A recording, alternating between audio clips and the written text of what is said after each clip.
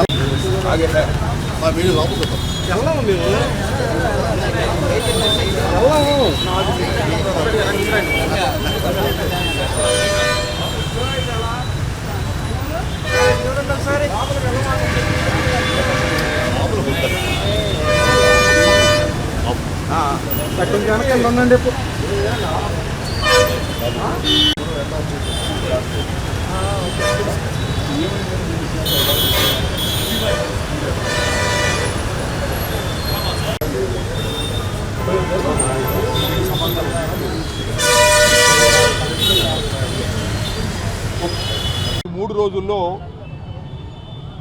గుంటూరులోని వివిధ పోలీస్ స్టేషన్స్లో జగన్మోహన్ రెడ్డి గారి మీద, వారి కుటుంబం మీద, అలాగే నా మీద, నా కుటుంబం మీద, వైఎస్ఆర్ కాంగ్రెస్ పార్టీ నాయకుల మీద ఐటీడీపీ సోషల్ మీడియా పెట్టినటువంటి అసభ్యకరమైనటువంటి పోస్టులను కోట్ చేస్తూ వాటి మీద కేసులు రిజిస్టర్ చేసి తగు చర్య తీసుకోవాల్సిందిగా మేమందరం వెళ్ళి పోలీస్ స్టేషన్లో రిపోర్ట్ చేశాం. నా పక్కనే ఉన్నటువంటి రమ్య గారు కానీ కార్పొరేటర్, అదేవిధంగా రాజ్యలత, మరి అంగడి శ్రీను, రవికుమార్, ప్రవీణ్ కుమార్, ప్రేమ్ కుమార్, మహమ్మద్, నేను స్వయంగా ఒక 5 కంప్లైంట్స్ పట్టాభిపురం పోలీస్ స్టేషన్లో ఇవ్వడం జరిగింది.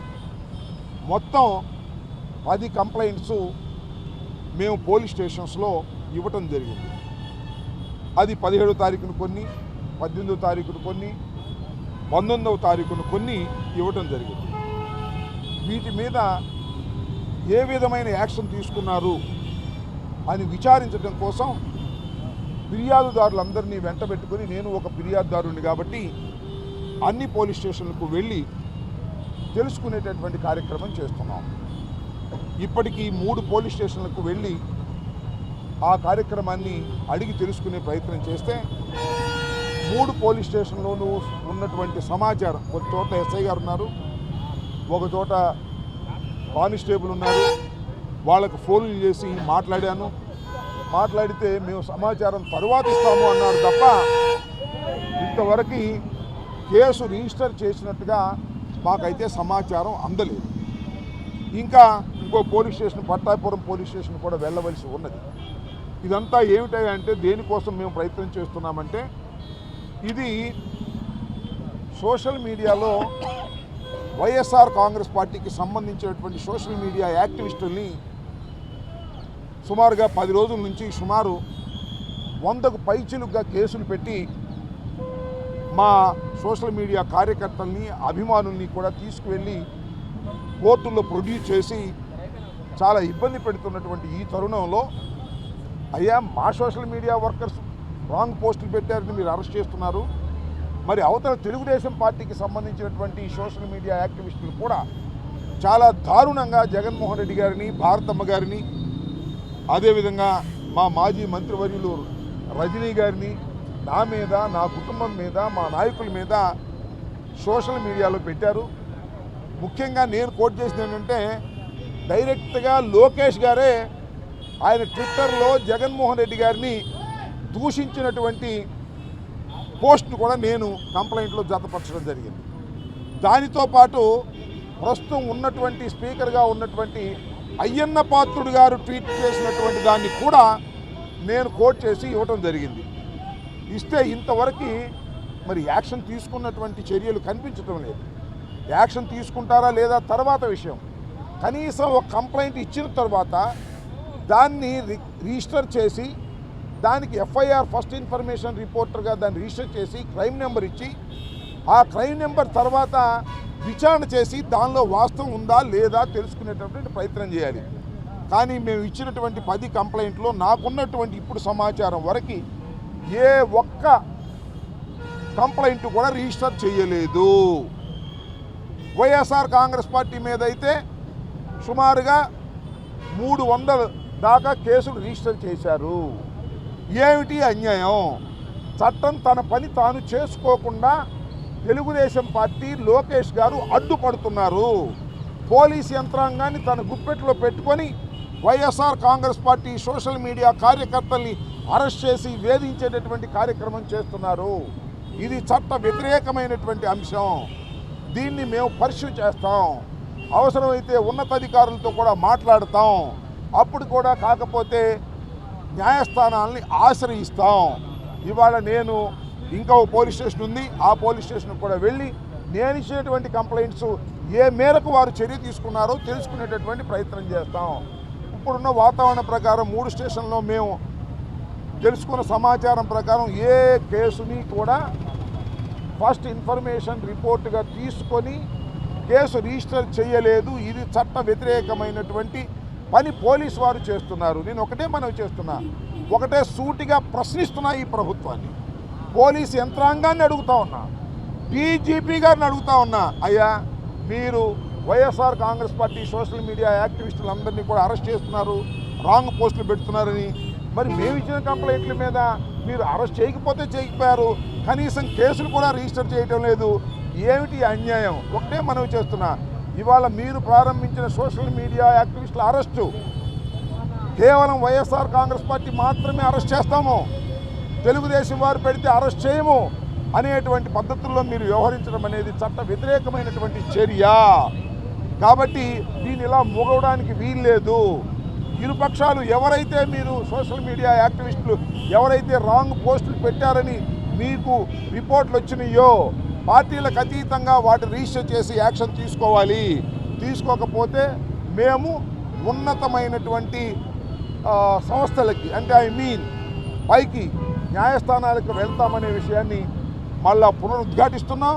ఇంకా ఉన్నత పోలీస్ ఆఫీసర్లను కూడా రేపు ఎల్లుండిలో అపాయింట్మెంట్ తీసుకొని గుంటూరులో ఇచ్చినటువంటి 10 కంప్లైంట్స్ మీద మీరు చట్టపరమైనటువంటి చర్యలు తీసుకోలేదు, తీసుకునే విధంగా స్టేషన్ హౌస్ ఆఫీసర్ని మీరు ఆదేశించండి అనేటువంటి కార్యక్రమం కూడా చేయబోతున్నామని ఈ సందర్భంగా తెలియపరుస్తున్నాను. థర్డ్ పార్టీ ఇస్తేనే వైసీపీ వాళ్ళ మీద కేసులు పెడతారు, బాధితులు మీరు ఇస్తేనే.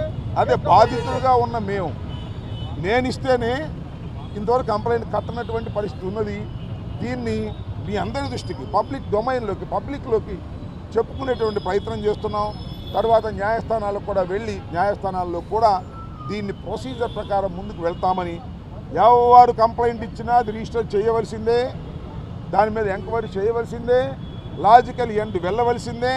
అలా లాజికల్ ఎండ్కు వెళ్ళకోకుండా కేవలం మేము ఇచ్చిన కంప్లైంట్లను చెత్తబుట్టలో వేయటం అనేది సమంజసం కాదని పోలీసు వారికి, పోలీసు యంత్రాంగానికి, పోలీసు ఉన్నతాధికారులకి మీ ద్వారా మరొకసారి విజ్ఞప్తి చేస్తున్నాను. మీరు అలా చేయకపోతే ఇబ్బంది పడతారని కూడా హెచ్చరిక చేస్తున్నాను. అంటే ఎవిడెన్స్తో సహా మీరు ఇచ్చినా కానీ ఎవిడెన్స్తో ఇచ్చిన కేసు రిజిస్టర్ అదే ప్రశ్న మళ్ళీ నువ్వు అడుగుతున్నావు. ఇంకేదైనా కొత్త ప్రశ్న ఏదైనా ఉంటే అడగండి. ఎందుకు చేస్తున్నారంటే అంతా లోకేష్ గారి నాయకత్వంలో జరుగుతుందని మా ఆరోపణ. ఇంకా ఏ స్వామి ఓకే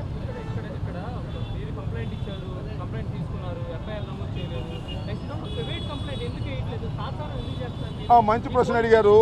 కంప్లైంట్ ఇచ్చారు, రిజిస్టర్ చేయలేదు, మీరు ఎందుకు ప్రైవేట్ కంప్లైంట్ వేయరు అని మా విలేకరి గారు స్వామి గారు అడిగారు. మంచి ప్రశ్న. ప్రైవేట్ కంప్లైంట్ వేయటానికి కొంత ప్రొసీజర్ నడపాల్సిన అవసరం ఉంటుంది. నెంబర్ 1, పోలీస్ స్టేషన్లో కంప్లైంట్ ఇవ్వాలి.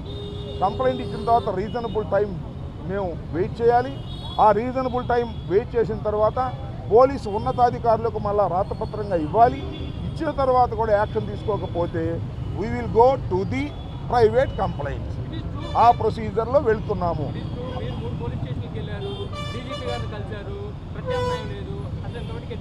నో ఈ కేసుల మీద పోలీస్ స్టేషన్కి వెళ్ళాం కానీ డీజీపీ గారిని ఈ కేసుల మీద కలవలేదు. ఈ పర్టికులర్గా 10 రిపోర్ట్లను 10 కంప్లైంట్లను మేము 5 స్టేషన్లో ఇచ్చాము. ఆ 10 కంప్లైంట్లు 5 స్టేషన్లు ఇచ్చిన దాన్ని పర్సూ చేస్తున్నాము. 17, 18, 19 తారీఖులో ఇచ్చినటువంటి వాటిని పరిశీలించిన తర్వాత ఆ ప్రొసీజర్లోకి వెళ్ళడం కోసమే ఇవాళ పోలీస్ స్టేషన్ ఎంక్వైరీ చేస్తున్నాము. ఉన్నతాధికారులకి కంప్లైంట్ చేస్తాము. ఆ తర్వాత కూడా సరైన టైంలో వాళ్ళు యాక్షన్ తీసుకోకపోతే కేసు ఖచ్చితంగా హైకోర్టులోను, సుప్రీంకోర్టులోను, వివిధ కోర్టుల్లోను, సూటబుల్ కోర్టుల్లోను ప్రైవేట్ కంప్లైంట్లు వేస్తాము. ఇది వాస్తవం. రైట్. అంగడి